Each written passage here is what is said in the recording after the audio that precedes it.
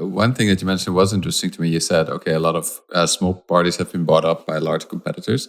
And this I can link to, I saw someone in the chat mentioning, because this is, it said, honestly, they want more money for the oil. It's the power of monopoly. And this is very much sort of the concentration of power in certain markets argument that's being also made a lot in relation to inflation. And since now a lot of inflation, particularly in Europe, is in the energy sector, is that also a part of it? Is that fair to say? Because go ahead. In terms of like politicians like wanting power in oil and gas production, is that what you mean? Or no, so this user TTYIIG,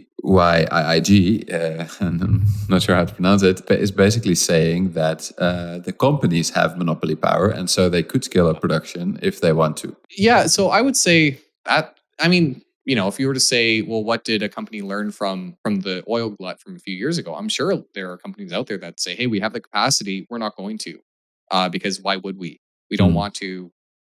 And, OPEC, to some degree, kind of exemplifies that.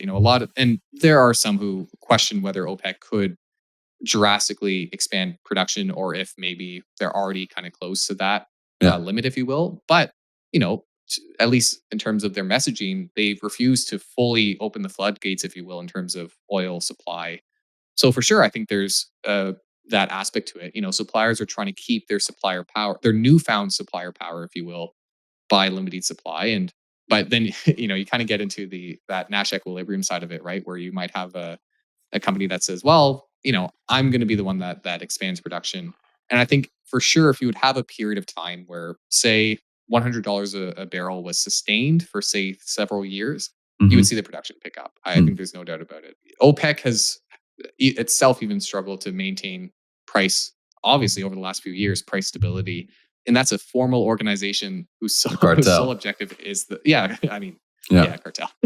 Sole objective to fix the price. A formal one to try and fix the oil price. And they've largely failed at